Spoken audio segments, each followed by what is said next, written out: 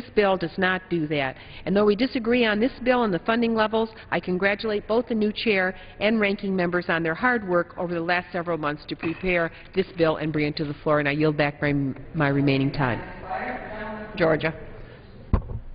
Madam Chair, I yield 3 minutes to the distinguished Vice Chair of the Republican Conference, Ms. McMorris Rogers of Washington. The gentlelady from Washington is recognized for 3 minutes. Thank you very much. I appreciate the gentleman yielding, and I appreciate his commitment to the future of America's agriculture. I rise in support of this legislation because I believe that it sets the important priorities that must be made in order to rein in the runaway spending of previous Congresses while still providing funding, important funding for agriculture's safety net, vital research, oversight, and increased opportunity. I grew up in eastern Washington working on my family's orchard, where the #1 industry is agriculture, and I know what it's like to pick and eat what you pick and have your family's livelihood depend on the success of your annual crop. For the last 16 years, I have actively engaged the agriculture community in eastern Washington to identify solutions to ensure farmers remain productive and competitive. The success of the farmers in eastern Washington and all across our nation hinge on 2 important issues: the ability to adapt and apply cutting-edge research and the ability to access markets. H.R. 2112 for the first time directs ARS to prioritize its research and make the vital investments to see those top priorities implemented. We must all remember that it's the American farmer who's fed the world for the last 100 years, kept our nation's food prices low as a percentage of our income, and has done more to combat poverty around the world than any other anti-poverty program. And it's in large part due to scientific breakthroughs in agriculture research. We need to be focusing on research that has the potential to affect the global population. 2 such initiatives have national and international importance, and those are crop protection and production research housed within the ARS. These initiatives are on the front line of the fight against rust stem, UG99, striped rust, and which all have the potential to eliminate our nation's and in turn the world's wheat supply. I applaud the gentleman from Georgia and his subcommittee for recognizing and including this specific language in the report to study and prevent the spread of these harmful diseases. I thank the gentleman for yielding and yield back the balance of my time. Gentlelady yields back the balance of her time. The gentleman from California. Thank you, Madam Chair. I yield 2 minutes to the member from Memphis, Tennessee, Mr. Cohen. Gentleman from Tennessee is recognized for 2 minutes. Thank you, ma'am, and appreciate the member from Carmel yielding time to the gentleman from Memphis. This is unfortunate. Mr. Kington, in presenting his side of the budget, was almost apologetic about WIC, and I can understand that, why he would be apologetic. This is a sacred portion of the budget to people on my side of the aisle, and it should be sacred to all people in America, newborn mothers, babies, and children under 5 who are identified as nutritionally at risk, and yet we are cutting that budget 13%. There's good reason you'd be almost ashamed to introduce it, and the way he introduced it showed concern, thought it was difficult, and it is. The fact is, some people talk about in difficult economic times that everybody has to tighten their belt, and everybody ought to tighten their belt equally. Well, what about the obesely wealthy? They're not being asked to tighten their belt at all. In fact, there's not a belt big enough to go around their obesely successful selves. They are doing great. And it seems like in this budget, there are only about 2 things that seem to be sacred. One is tax cuts for the rich. The Bush tax cuts that were created when there was a surplus created by a Democratic Congress and a Democratic President, Bill Clinton, and those tax cuts were passed because we had a surplus. Now we've got a great deficit, and they're being extended. They're being extended, and even to people making over $1 million a year, there's rejection of having them pay more so that mothers, babies, and children under 5 identified as nutritionally at risk can get the WIC payments. There's something wrong here. Economists estimate that for every $1 invested in WIC savings, there are savings between $1.50 and $3 in health care costs just in the first 60 days after an infant's birth. Talk about a return on investment. However, my colleagues on the other side of the aisle obviously think this return isn't good enough, and so we should gut the program, just like what they want to do with Medicare, until it can no longer function adequately to serve so many of the Americans who need it the most. This measure funds the WIC program at $686 million less than the current level. which is the equivalent of kicking off 475,000 eligible mothers, infants, and children. May I have an additional minute? Yield additional minute. Gentleman's recognized for an additional minute. Thank you. It's equivalent of kicking 475,000 eligible mothers, infants, and children off one of the most cost-effective programs in our country. It'll cost Tennessee over $1 million. If we get rid of tax breaks for millionaires and billionaires for 1 week, we could pay for the entire WIC program for a year. I cannot see this. It seems to me it's distorted values, and I would ask that they reconsider and put the WIC program back to its basic level. Thank you. I yield back the remainder of my time. Gentleman from Tennessee yields back the balance of his time. The gentleman from Georgia. I yield 1 minute to the gentleman from Arkansas, Mr. Crawford. Gentleman from Arkansas is recognized for 1 minute. Thank you, Mr. Chair. Along with my Republican colleagues, I share a commitment to fiscal discipline in the fiscal year 2012 budget. And while it's important to find savings and carefully consider every item in the budget, it's also important to maintain commitments that have already been authorized. The 2008 Farm Bill authorized the Biomass Crop Assistance Program, or BCAP for short. So I stand here today to support at least partial funding for the BCAP program. In my district, hundreds of farmers have worked hard in preparation for planting a variety of switchgrass called Miscanthus giganteus, which has proven to be a viable cellulosic biofuel feedstock. In fact, 1 acre is capable of producing 20 tons of biomass as opposed to corn, which produces less than 8 on average. This program will help our country produce renewable energy and accelerate economic growth. I hope my colleagues in the House will keep an open mind about the program and will find a way to give it the priority it deserves as this bill moves through the legislative process. Thank you. I yield back the balance of my time. Gentleman yields back the balance of his time. The gentleman from California. Madam Speaker, I yield 3 minutes to the distinguished member from California, former Lieutenant Governor of the State of California, Mr. Garamendi. Gentleman from California is recognized for 3 minutes. Thank you, Mr. Farr. Each piece of legislation that passes the House is really a reflection of our values. It speaks to our heart, it speaks to what we care about and what's important to us.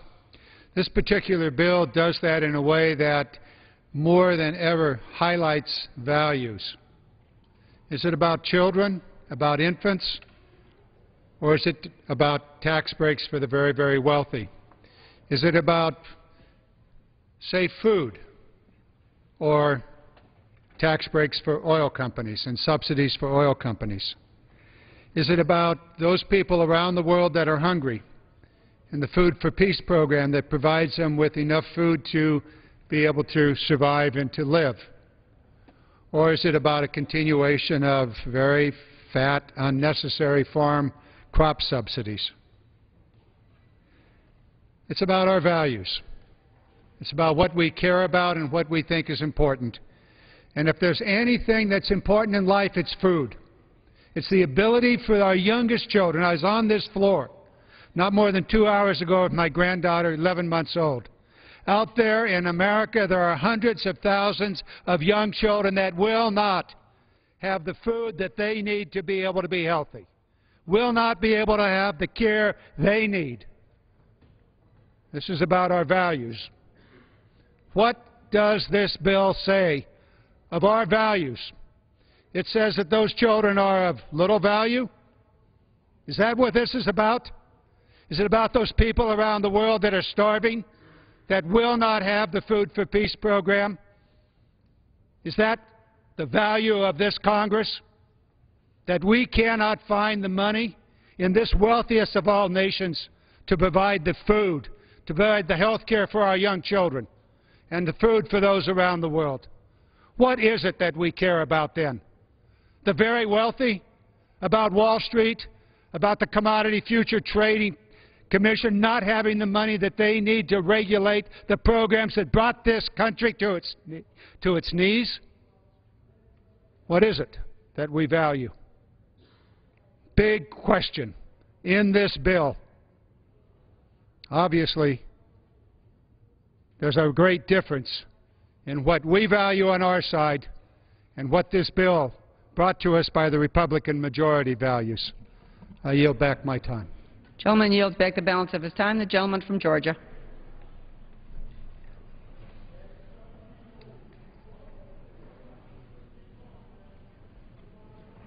Thank you, Madam Chair. How much time do I have left? Gentleman from Georgia has 16 minutes remaining, and the gentleman from California has 14 minutes remaining. Gentleman from Georgia. 2 minutes to the gentlewoman from South Dakota, Ms. Nome. Gentlelady from South Dakota is recognized for 2 minutes. Thank you, Madam Chairwoman. And we have important things to discuss, and it truly does deal with our values. And as the previous speaker was talking, about his grandchild that was on the House floor previously, I wondered if he had told the grandchild that from the moment they were born that they owed $47,000 in federal debt. That was their responsibility because of the spending that's gone on and because of the fact that when we go and are going to start with feeding programs and distribute food to other countries, we're going to borrow money from other countries and have our grandchildren and great-grandchildren pay for that so that we could do that. So this discussion truly is about values and getting back to our priorities and getting back to what's important in this country, and it's fiscal responsibility, and there are tough decisions to make. But we talk about what we need to do, and the fact that we're increasing food nutrition programs and spending shows that we dedicate ourselves to those values and taking care of our children into the future while remembering that we're not going to saddle them with a debt that they certainly cannot pay. Madam Chair, when I rise in support and to speak a little bit about the Biomass Crop Assurance Program, the BCAP program, which is addressed in this bill as well, and just want to talk about some of the projects that have offered some alternatives in South Dakota. This program, authorized in the 2008 Farm Bill, is part of our all-of-the-above energy program. BCAP promotes second-generation biofuels refined from renewable biomass and can reduce our dependence on foreign sources of energy. I've been a firm supporter of an all-of-the-above American energy plan, and this could certainly continue to play a role in that. It reduces barriers that farmers face to diversify their farms. BCAP, if funded and used as a program, was intended as cellulosic biofuels, can spur economic growth in rural areas such as those of South Dakota. And thank you, Madam Chairwoman, and I yield back the balance of my time. Gentlelady yields back the balance of her time. The gentleman from California. Gentleman from California. Thank you, Madam Chair. I yield 4 minutes to the gentleman from Georgia, Mr. Johnson. Gentleman from Georgia is recognized for 4 minutes. Thank you, Madam Speaker. I rise to point out that once again we find ourselves in a familiar situation, once again under the guise of fiscal responsibility, austerity, and a blind allegiance to supply-side voodoo economics gimmicks. Republicans have brought forth another effort to cut away the social safety net, this time kicking low-income mothers and their young children into the depths of hunger and food insecurity. It's like deja vu. Just months ago, Democrats defended the American people from the Ryan Republican plan to turn Medicare into a voucher program. Unfortunately, the plan to get rid of Medicare was passed with the unanimous support of every single Republican in the House. Now, here we stand once again trying to prevent Republicans from delivering a swift kick to the stomachs of low-income mothers, many of whom are already struggling to get by during this economic downturn. Reducing WIC funding by more than $500 million in the name of deficit reduction, while unanimously refusing to eliminate or even decrease tax cuts for big businesses, oil companies, and wealthy individuals, Republicans have forgotten one of mankind's most basic human values, upholding our moral responsibilities to our fellow man. Recently, I received a gift from the House Members Bible Study Group, and I do appreciate it. My heart compelled me to open it today. When I turned the pages, separated by the book divider, I was at Mark chapter 6, verse 33. And nothing could have been more appropriate for the day. It was the passage on feeding, Jesus feeding his followers. Just as Jesus walked with his disciples, preaching the gospel and healing the sick, he also fed 5,000 of his followers who would have gone hungry without those 5 loaves of bread and 2 fish. If Jesus can feed 5,000 people with 5 loaves of fish, 5 loaves and 2 fish, then surely America, the wealthiest nation in the world, and surely this Congress, the greatest deliberative body in the world, should continue to provide for Americans in their time of need. Just as Jesus provided for his followers, he also broke with tradition and compassionately watched as his followers ate bread with impure hands, as they were called, unclean hands. This upset some of those righteous observers, and they asked Jesus, why do your disciples not wash according to the tradition of the elders, but eat their bread with impure hands? They asked. Jesus called them hypocrites, and then he said, neglecting the commandment of God, you hold to the tradition of men. Is that what we're doing here today? Does the man-made rule of reducing our country's debt trump our moral responsibility to provide for Americans in their time of need? We as members of Congress must also feed the hungry among us. Isn't this our moral and civic duty? According to the USDA, 750,000 of our fellow citizens, women and children, could be turned away from WIC. This is unconscionable, and the result is crystal clear. More Americans will be left to fend for themselves in their time of need. Meanwhile, the $800 million that we give away, 30 more seconds, please. Gentleman's recognized for 30 seconds. Thank you. Meanwhile, the $800 million that we give away on 1 week of tax breaks for millionaires and billionaires, we could ensure with that $800 million that over 9 million WIC participants receive nutrition, education, food, and services for an entire year. America is better than this. Don't hurt the women and the children who need help. I stand opposed to this bill. Gentleman's time's expired. The gentleman from Georgia. Madam Chair, we reserve the balance. Gentleman reserves his time. Gentleman from California.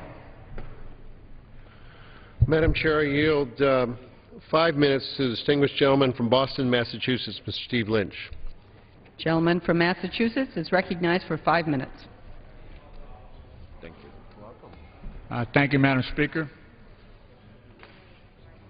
And I thank the gentleman for yielding. I speak in favor of a measure that will be coming up shortly, offered by my friend, Ms. DeLauro, which goes to a major weakness in the underlying bill. The core mission of the Commodities Futures Trading Commission is to ensure the integrity and transparency of derivatives markets. But despite the recent spikes in gasoline prices and despite the great difficulty we had in this recent financial crisis with respect to commodities-based swaps, we have to come to the floor today to fight for funding for the one agency that would police that activity. It is indeed unbelievable that this House would consider a proposal that would eviscerate the agency with the central responsibility for regulating the commodities markets. But here we are. The price of everyday items from milk to gasoline depends on the fair and open operation of commodities markets, policed by the CFTC, the Commodities Futures Trading Commission. The recent spikes in gasoline prices is not due to a shortage of supply, as we have seen, or increased demand. Clearly, this is a problem of unchecked speculative interests making money off the commodities markets. There are some who believe that as much as $27 of a barrel of oil today is the result of sheer speculation. It's our hope that through the Dodd-Frank regulatory reform bill, the CFTC's responsibilities will be expanded to include oversight of the nearly $300 trillion in previously unregulated domestic swaps on the market today. This is a key step to bring the shadow markets that help crash the economy under sensible regulation. This is where the credit CDOs, CDSs, and other complex derivative deals were made. This is how AIG helped bring down the economy. We have to regulate this financial market and these financial products. However, the notional size of the market that the CFTC now must supervise has increased sevenfold, and the CFTC needs more resources. But in this bill, we will see their budget slashed. Instead of giving the agency the tools it needs to prevent another financial collapse, we are planting the seeds for the next financial crisis.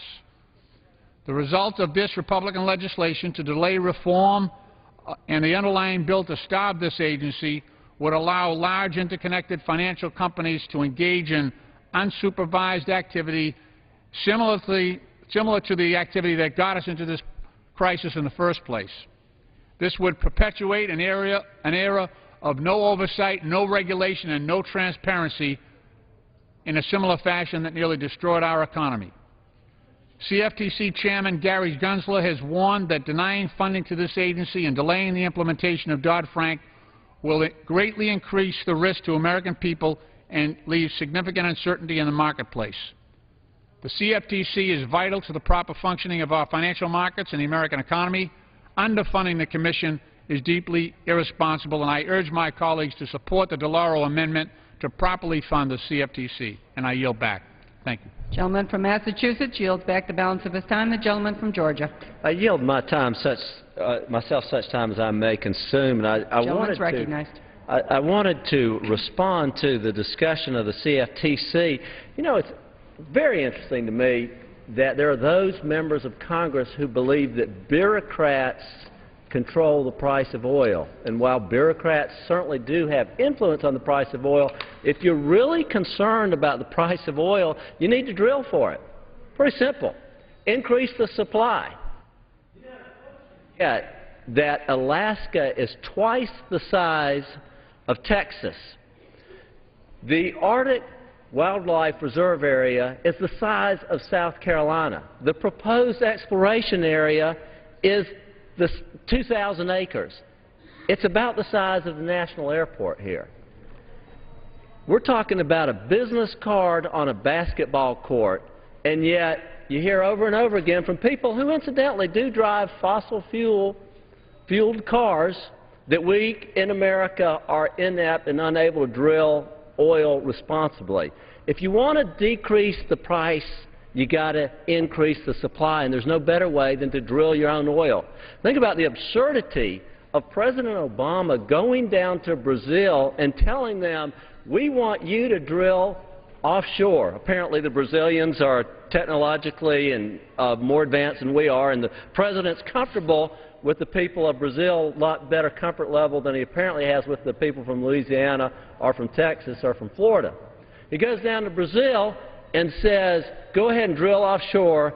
We're going to lend you money, and, by the way, we want to be your best customer.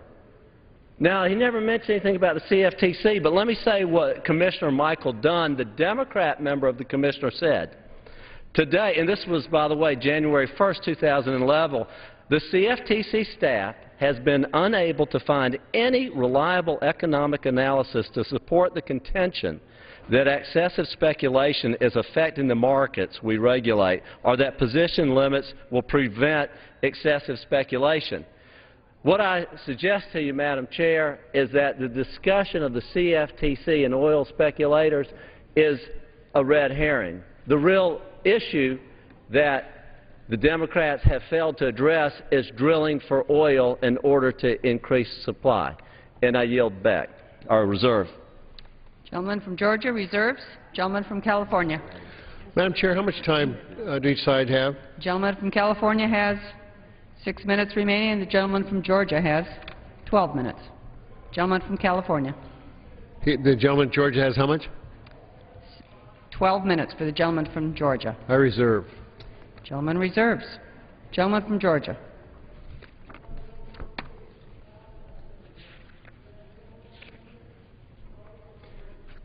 Madam Chair, I wanted to go back over this food situation, and the gentleman from California, the ranking member, and I have had 11 hearings on this, and we've had 11 hearings on the agriculture bill, not on feeding programs specifically.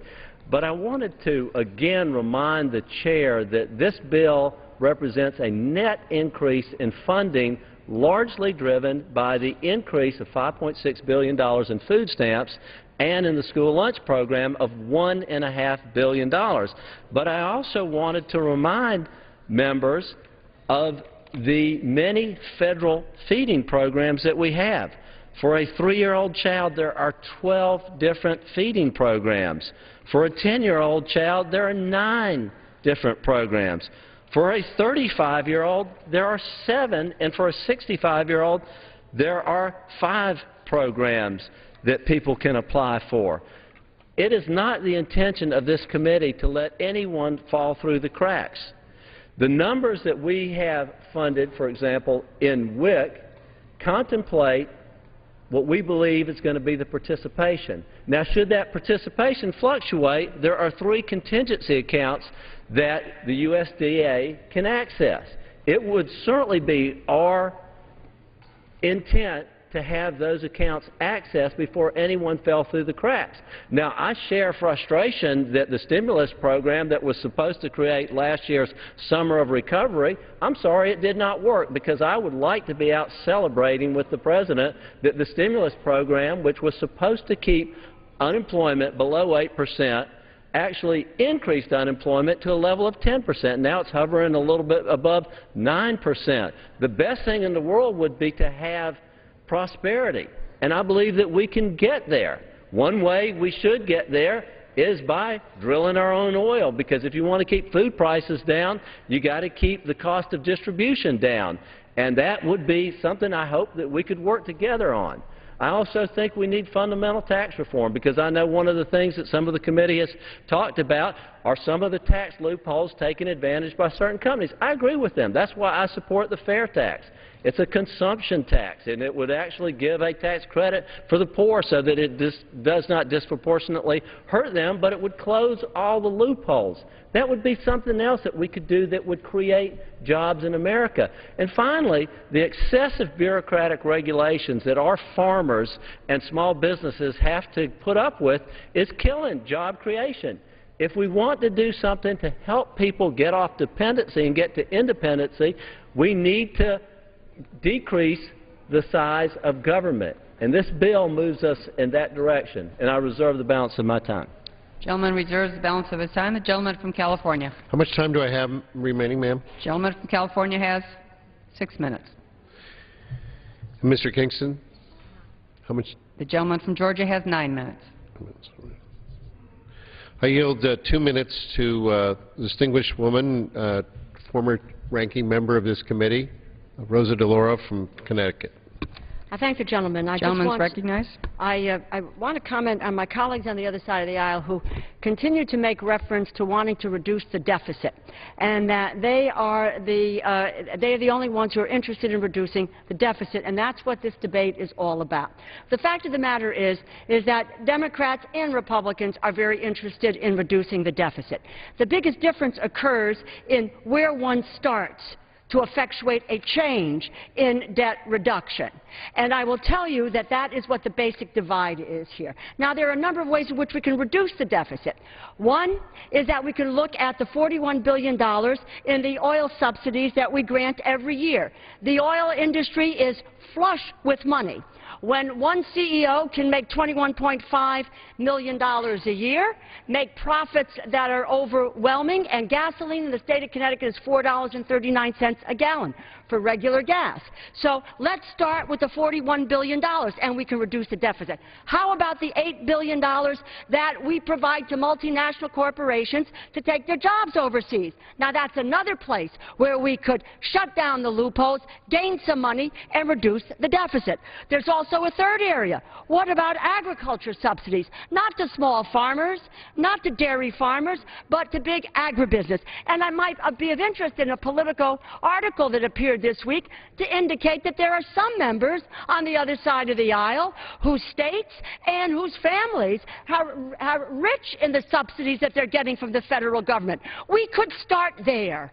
Why are we starting with women, infants, and children and nutrition programs so that is an absolute dividing line of where one's values are?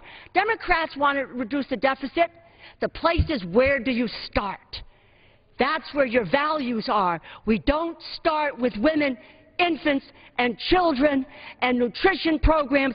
Let's start with tax subsidies for the richest people in this country and with the special interests of this nation. Gentlelady's time's expired. The gentleman from Georgia. Gentleman from Georgia. Madam Chair, I yield 3 minutes to the distinguished woman, Mrs. Loomis, who's a great member of the committee. Gentlelady's recognized for 3 minutes. Thank you, Madam Speaker. This is my 3rd year in this Congress. During my first 2 years, the Democrats controlled the House, the Senate, and the presidency. And during that time, the subsidies or tax loopholes for the rich, for the oil companies, for these bailouts of Wall Street were going on just like they allege they are now. And did they do anything about it when they controlled the entire government? No. No, they didn't do anything. Instead, they created massive new entitlement programs. Instead, they did the TARP Part 2 without accounting for Part 1. They did massive bailouts of the auto industry. They created huge new health programs. They gave massive blank checks to bureaucrats. They increased spending at the EPA, one agency, by 39% in 1 year. It's incredible. They taxed, they spent, yet they didn't go after the very people that today they allege are the source of the problem. And now, when the Republicans were elected in the House to do what the American people felt needed to be done, which is to grapple with spending first, spending being the problem in our country, amassing huge amount of debt, deficits, borrowing money from foreign countries, risking our own credit rating, risking our own ability to borrow money, risking the value of our currency. Now they're alleging we're addressing the wrong targets. Madam Chairman, this very budget we're debating today increases spending for food programs. It increases funding for both food stamps and school lunch. It increases it more than we're cutting spending for WIC and other programs. It increases spending for the human needs that are legitimate for the people in this country by over $250 million. Madam Chairman, I allege that this is a responsible budget, that we are beginning to get off that unsustainable path of spending that even the President acknowledges, and get us back on a path where we can live more reasonably, where we can protect our currency, where we can protect our job market, where we can protect our tax structure and improve it in a way that makes America strong for our children and grandchildren. Madam Chairman, I yield back. Gentlelady's time's expired. The gentleman from California. Madam Chair, how much time do the sides have? Gentleman from California has 4 minutes, and the gentleman from Georgia has 6 minutes. Gentleman from California. I'll yield as much time as I should consume. Gentleman is recognized. Thank you very much, Madam Chair. And I would like to, first of all, compliment Mr. Kingston as chair of this committee. He's come on as the chair, and I've come on as ranking member. We've both been on the committee a long time and have served under very distinguished chairs, two of whom ranking members who you heard here today. And it is really tough because he's given the allocation to fit all the programs within the Department of Agriculture and Food and Drug Administration within the allocation given.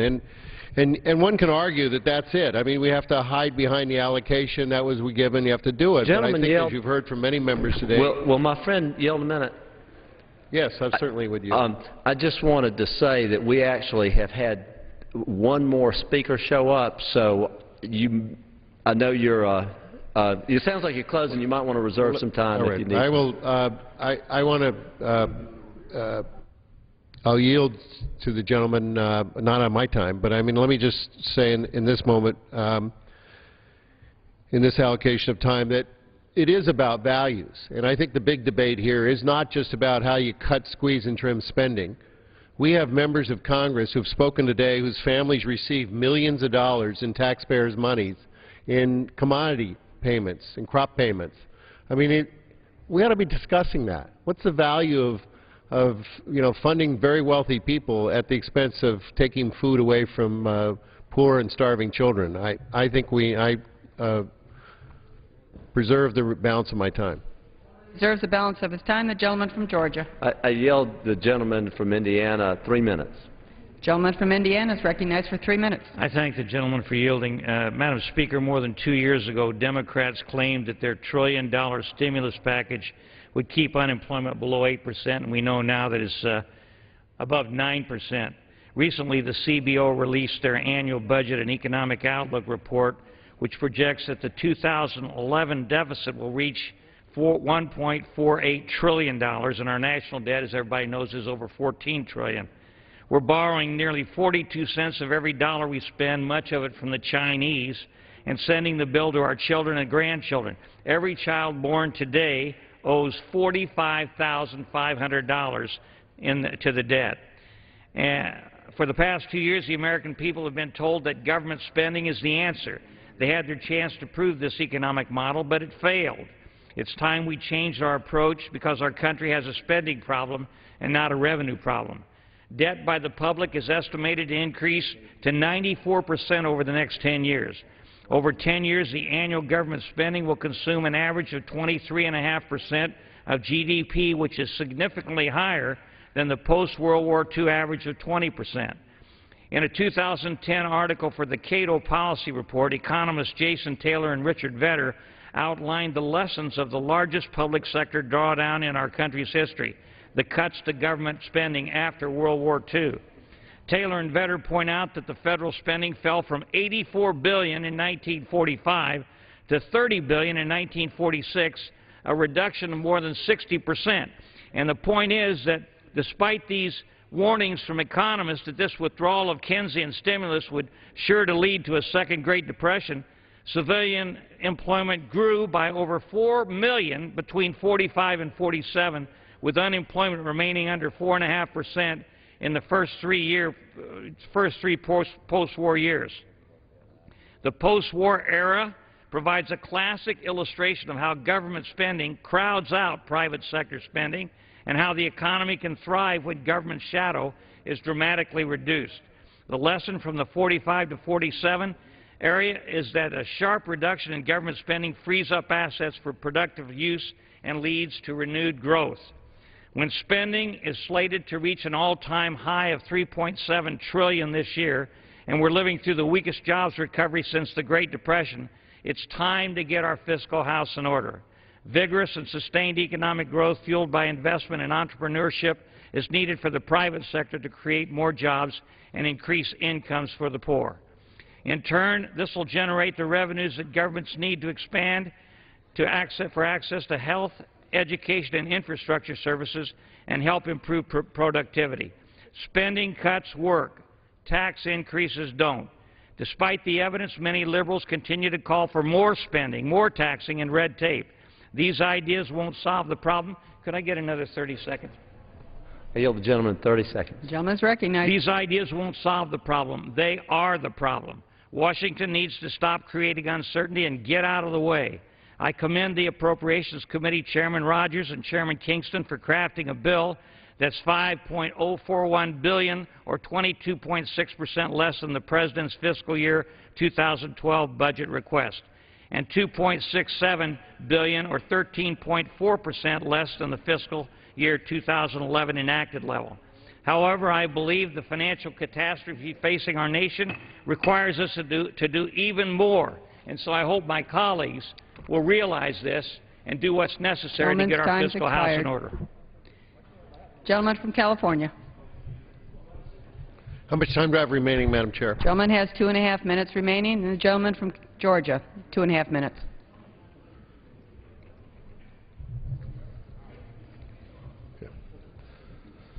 Madam Chair, we've heard a lot today. We've heard a lot about spending because that's what this bill is. It is an appropriations bill. But the talk about spending is wrong because it's not putting into the priorities what's really important in our service to the people of this country. We don't need to be here to protect the rich and to protect multinational corporations. We need to be here to protect the rights of people who don't have the wherewithal to have enough food on their table, to take care of their kids. What you've seen in the debate today is tax spending for the rich is okay. Tax spending for the poor is not. Tax breaks for oil companies is okay. Food for the poor is not. Cutting our Commodities Future Trading Commission is okay, but paying for police to police it so that speculation and misuse of public monies is not a worthwhile expenditure. Our priorities are not straight, and that's why there's so much criticism for this bill. I applaud the chairman for working hard to try to get the committee to bring together a bill that could meet the allocation, but I think the allocation was all wrong and our priorities are wrong, and I ask my colleagues to oppose the bill. Does the gentleman yield back? Does the gentleman from California yield back? I yield back. Gentleman from California yields back. Gentleman from Georgia. We have no other speakers, and I move passage of the bill and yield back the balance of my time. Gentleman yields back the balance of his time. All time for general debate has expired, and pursuant to the rule, the bill shall be considered read for amendment under the 5-minute rule. During consideration of the bill for amendment, the chair may accord priority and recognition to a member offering an amendment who has caused it to be printed in the designated place in the congressional record, and those amendments will be considered read. The clerk will read. Be it enacted that the following sums appropriated for agriculture, rural development, food and drug administration, and related agency programs for fiscal year 2012, namely, Title I, Agricultural Programs, Production, Processing, and Marketing, Office of the Secretary, $4,293,000. For what purpose does the gentlelady from Connecticut rise? I move to strike the last word. Gentlelady is recognized. Madam Chairman, I rise in opposition to the underlying bill and to the drastic and ill-conceived cuts to the nutrition programs that are proposed in this appropriation. Under the majority's bill, our government cannot meet even its most basic responsibilities to the American people. For example, the Women, Infants, and Children program provides nutrition assistance grants to states for low-income pregnant, breastfeeding, and postpartum women, infants and children up to the age of 5. It serves 9 million mothers and young children nationwide, and that includes 58,000 in Connecticut, in my state. In fact, nearly half of the babies born in the United States every year participate in this program. It is a short-term intervention that can help provide a lifetime of good nutrition and health behaviors. And over the first 60 days of a child's life alone, every $1 invested in WIC saves between $1.77 and $3.13 in health care costs. But the budget before us today would leave WIC with a $650 million shortfall. I repeat, a $650 million shortfall. According to the Center for Budget Policy and Priorities, that means as many as 350,000 eligible women and children will be cut from the rolls. In fact, Secretary of Agriculture Vilsack has warned our subcommittee that this number could be as high as 750,000. And if you read his letter carefully, there is no carryover. There is no contingency fund, and there will be substantial reductions in the number of people who will participate in the WIC program. It is unacceptable at a time of such great economic difficulty. With the unemployment rate over 9%, more and more families are having to rely on these dollars. In the past, support for WIC has never been a partisan issue, and for 15 years, Republicans and Democrats have always worked together in Congress to see that every woman and child eligible for WIC can participate in this life-saving program. And in fact, Republicans and Democrats on our committee voted together to pass an amendment that I offered to provide $147 million more in funding for WIC. Before the Rules Committee today, arbitrarily overturned that vote. We cannot be taking food out of hungry people's mouths here at home in order to subsidize cotton production and to subsidize Brazilian cotton farmers. It makes no sense. As my colleague, Mr. Flake, on the other side of the aisle noted at the committee markup, it is quite ironic that we would subsidize Brazilian agriculture so that we can continue to excessively subsidize agriculture here. This bill flies in the face of our long-standing bipartisan commitment. It will leave women and children hungry. WIC is not alone on the chopping block. The Commodity Supplemental Food Program provides nutritious food to low-income seniors, those making less than $14,000 a year, according to a study by Feeding America. 30% of these households in need have had to choose between food and medical care, and 35% between food and paying for heat or utilities. But even in the middle of a very tough economy, this proposal slashes funding for the CSFP. That means an estimated 150,000 seniors all across the country will lose access to this aid. They, once again, will have to go hungry. Take the Emergency Food Assistance Program. Works with states to supplement food banks, emergency shelters, pantries, soup kitchens. Right now, the hard work these organizations do in helping ensure access to food is more important than ever. In fact, the demand for emergency food assistance has shot up 46% over the past 5 years. This budget cuts funding for the Emergency Food Assistance Program by $38 million, nearly a quarter below last year's funding. And yet, while placing this tremendous burden on our most vulnerable citizens, the majority budget finds money to give subsidies to oil companies and tax breaks to the wealthy. In fact, the cost of the Bush tax breaks for millionaires for 1 week is more than the cost of the proposed cut to the WIC program for the entire year. 1 day's tax breaks for the millionaires would pay for the Commodity Supplemental Food Program and for the Emergency Food Assistance Program. It really is. This is what the majority has done. It's tax cuts for millionaires versus nutrition assistance. These are not the right choices for America. The American people know it. Gutting nutrition programs to pay for tax breaks for the rich is more than just a terrible investment in the future. It's a failure of our responsibility to the American people. Oppose these reckless cuts. Gentlelady's time's expired. For what purpose is the gentleman from Massachusetts? I move to strike the last word. Gentleman is recognized. Thank you, Madam Chair. Madam Chair, I want to again rise in strong opposition to the underlying bill and express my deep outrage over the deep cuts in food and nutrition programs that benefit some of the most needy and vulnerable people in our country. I am particularly outraged at the cuts in WIC. As we heard from our colleague from Connecticut, Mr. Lauro, I mean, WIC is one of the most effective programs that exists. There has been a strong bipartisan tradition of fully funding the Special Supplemental Nutrition Program for women, infants, and children, WIC. That's to ensure that every eligible family that applies receives benefits. WIC is not an entitlement, but we have made a bipartisan, concerted effort in the past to make sure that everybody who qualifies and who needs it can actually get it. This is the first time since that commitment was established that the Appropriations Bill is providing less funding than what is needed to serve all eligible young children and pregnant or postpartum women. Now, Republicans argue that somehow they're not cutting anything, that everything will be okay. That's not at all the case. That's, in fact, a complete distortion. We are told by organizations that monitor this that as many as 350,000 women and children would be thrown off the program as a result of these cuts. That's a conservative estimate. And since we passed the rule, which does not protect the amendment that Ms. DeLauro got into the Appropriations Bill, which basically said that we're going to increase WIC funding by cutting subsidies to Brazilian cotton farmers. That is not protected.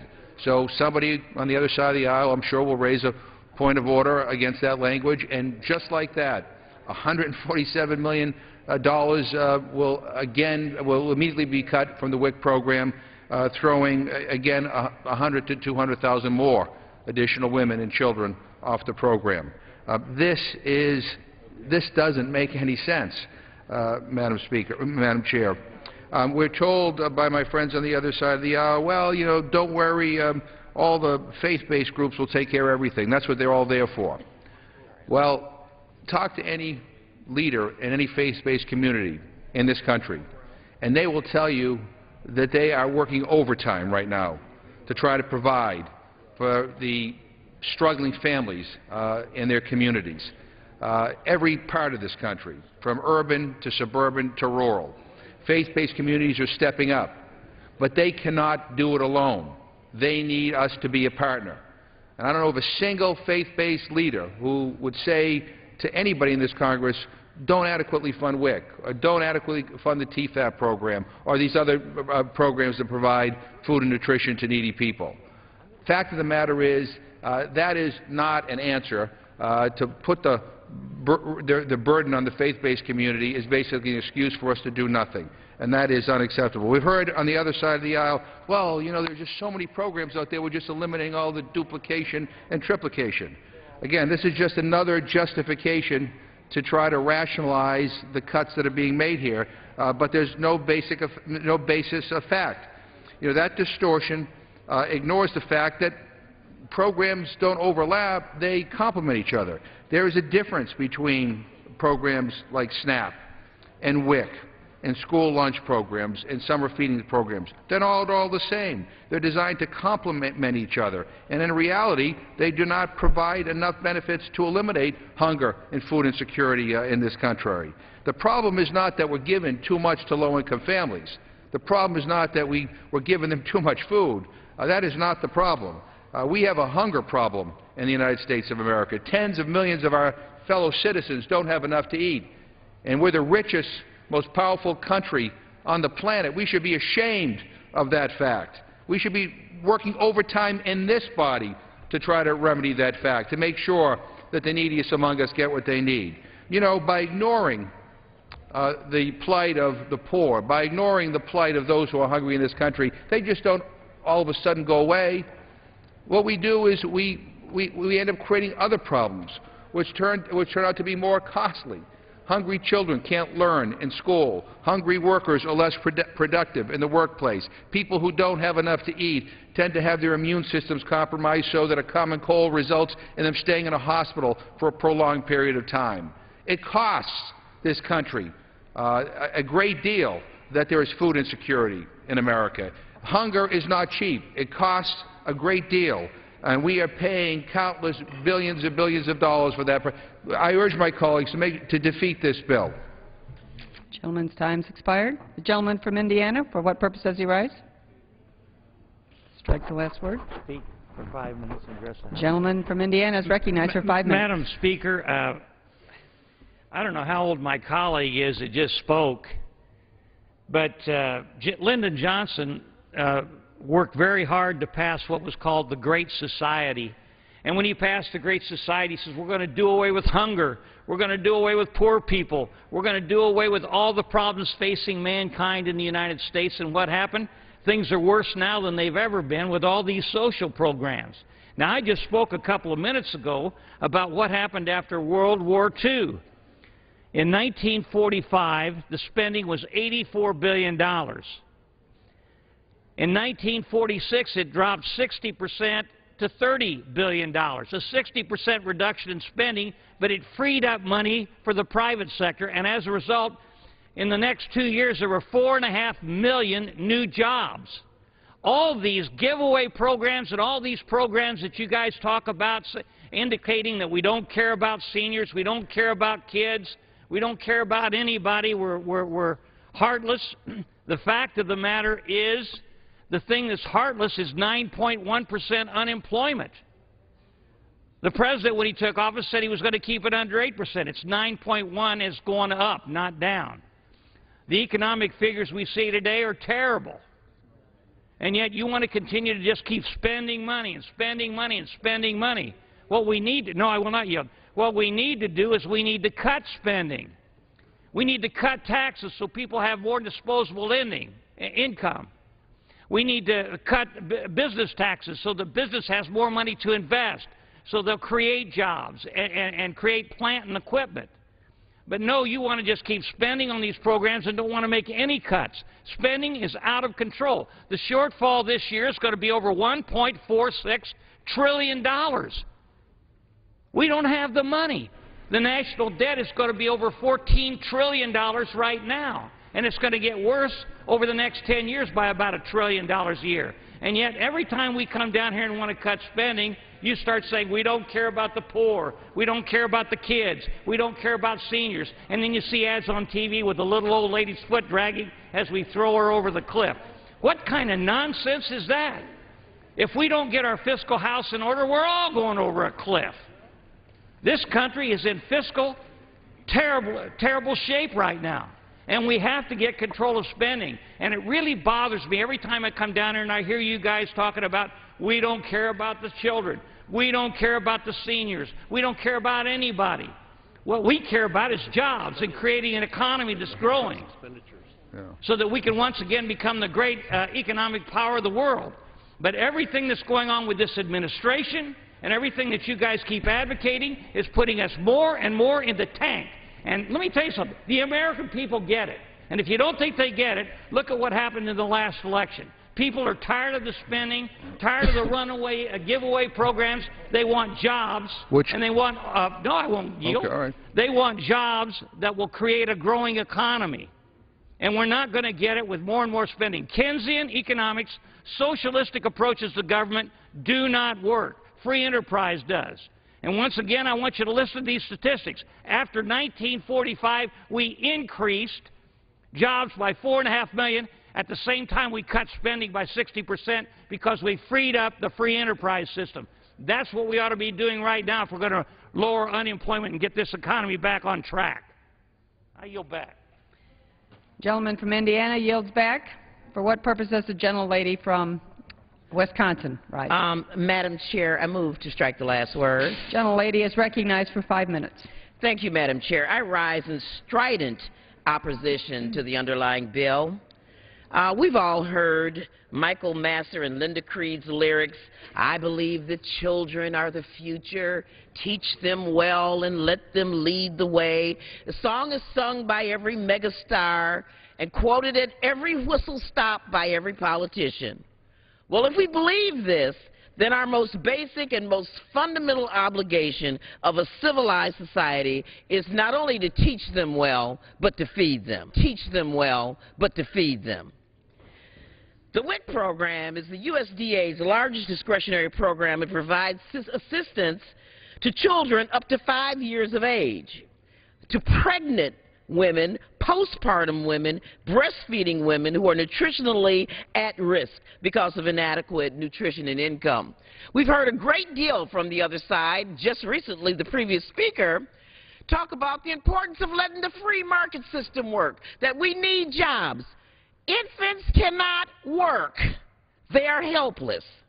And according to the most recent census, almost 20% of the nation's children are living in poverty. A recent report estimates that the annual estimated cost of domestic hunger is $90.4 billion. The cost of hunger, the consequences of hunger. According to the American Community Survey, almost half of the children living in single female-headed households in my district live in poverty, and about 39% in Wisconsin are poor. This program represents, in any decent society, the basic obligation we have to our fellow citizens. Half of the babies born in our country each year rely on WIC. And this bill cuts a devastating $650 million from the WIC program. And in my state, this represents about 4,800 people who would lose the WIC program. The Ryan budget cuts an astounding $833 million from the WIC program. And if you compare this to the Bush cuts, which gave the average millionaire a $139,199 tax break in 2011, or $2,700 a week, that comes up to a total of $866 million to the wealthiest people in 1 week. 1 week of the Bush-era tax cuts would pay that WIC for a year for the 20% of our kids in this country who are hungry. So that really, in my mind, demonstrates what the priorities of this body is. 1 week of the Bush-era tax cuts could feed and fund this program. Now, if you truly believe that children are our future, note that numerous studies have shown that pregnant women who participate in the WIC program have longer pregnancies, lead to fewer premature births, fewer low and very low birth weight babies, experience fewer fetal and infant deaths, seek prenatal care earlier in pregnancy, and consume more of such key nutrients as iron, protein, calcium, vitamins A and C. Now, if you're not moved by the whole children are our future bit, at least be persuaded that not investing in WIC is a costly proposition. And I know the other side is very concerned about cost, because several members have pointed out that we have all these multiple feeding programs. They're concerned with fraud, and God forbid, some of these kids might be getting 3, 4, 5 meals a day based on funding of all these programs. But preterm births cost the U.S. over $26 billion a year, with the average first-year medical cost of a premature low birth weight baby roughly costing $49,000 compared to $4,500 for a baby born without complications. WIC prenatal care benefits reduce the rate of low birth weight babies by 25%.